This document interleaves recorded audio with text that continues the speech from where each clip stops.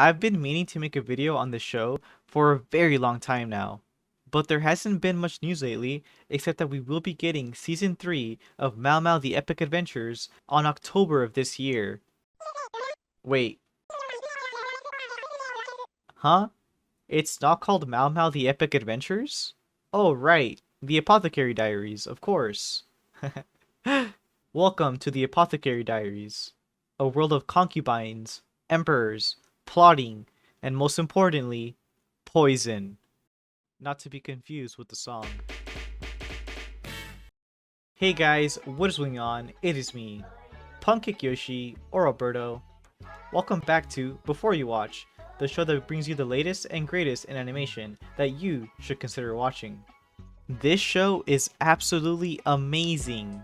Words cannot describe how much I fell into the trance of the show when I started watching it. If you've ever considered watching it while scrolling through your Netflix catalog, this is a perfect video to get you hyped and informed for what you're getting yourself into. As of today, there are a total of 2 seasons covering about the first 4 light novels of the Apothecary Diaries, with 16 total current books left to cover. Not to mention that the light novels are still ongoing, so goddamn! We could be looking at a ton of seasons here. Now is a perfect time as any to start. The first episode drops you in pretty hard. You're welcome to the Pleasure District, which has pretty much what you would expect from a pleasure district, but young Mao Mao is kidnapped by some dudes to serve in the inner palace. Kinda crazy that this was a norm back then, but it takes place in 15th century China during the Ming Dynasty, but the events of the anime and the emperor are made up. The creator of the show, Natsuhyoga, has mentioned that she originally planned for Mao Mao to be a full-fledged adult throughout the series, but she changed her to a teenager after deciding her target demographic. Thank God though, because some of the antics that Mao Mao does on her adventures are absolutely hilarious. Despite her having the name Meow Meow, she says that she hates cats, but I don't know, the way I see her acting, you would think otherwise.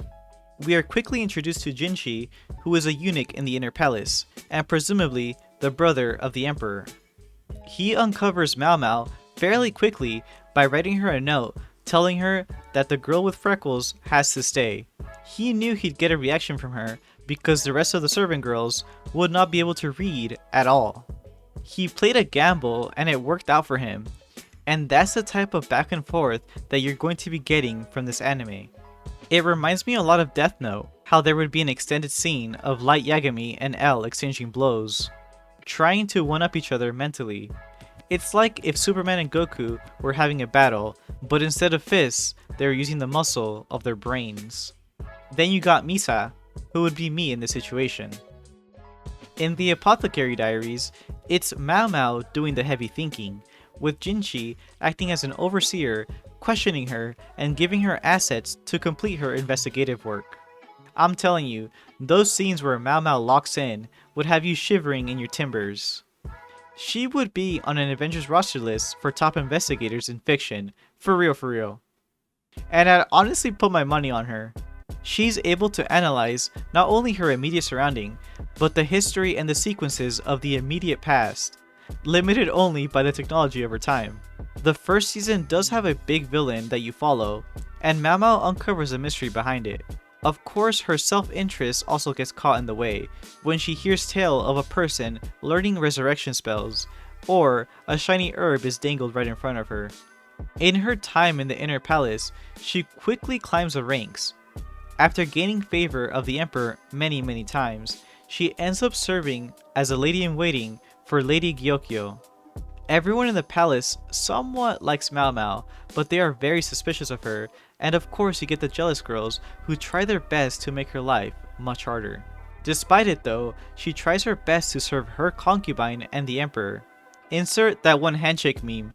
That's how Mao Mao and the emperor be moving.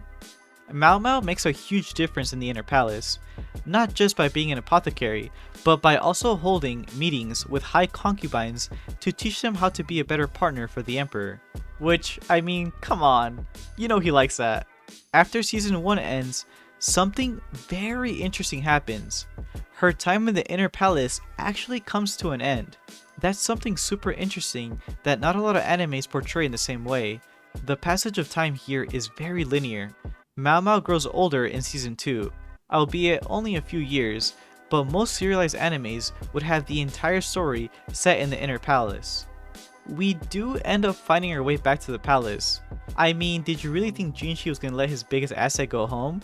But it is somewhat on her own accord as an adult. And the world building only gets bigger from there. You really do get a good look at what life was like in ancient China.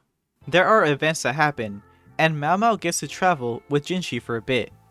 I won't get into specifics of what happens during the latter half of season 2, but let's just say you don't spend a lot of time in the inner palace during it. There's genuinely so much to love here, and if you like shows like Death Note, Severance, or even Madoka Magica, this is totally up your alley. Sure, you won't get the fight scenes from Naruto, but it does keep you captivated with all of the things that go on in the inner palace. I wouldn't even consider this show to be a slice of life, more of a mystery adventure, if that makes sense, with slight romance in between. You really get a bit of everything from the show.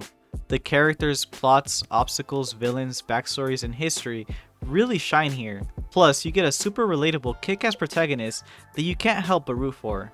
Do yourself a favor guys, check out the Apothecary Diaries on Crunchyroll or Netflix for season 1. Y'all got about 6 months to catch up until the next season, and there's word of a movie coming with it too. But yeah, that's about everything that covers the Apothecary Diaries, or at least enough to entice you to watch it. It honestly is really good. I love to share media with you guys that I genuinely have a passion for, and this is one of them. Honestly, I can't wait until October. I might have to check out that manga because I'm itching for some more Mao Mao. I hope you guys enjoyed today's video. I know it might have seemed a little bit random, but there was little animation news this week, and I thought I'd start sharing some of my favorite pieces of animation, especially for those people that have been hesitant to watch it. If you did enjoy, be sure to hit that like button and subscribe for more before you watch this coming soon. Alright guys, that's all from me. As always though, my name's been Alberto, or Pancake Yoshi. I'll catch you on the flip side. Bye bye.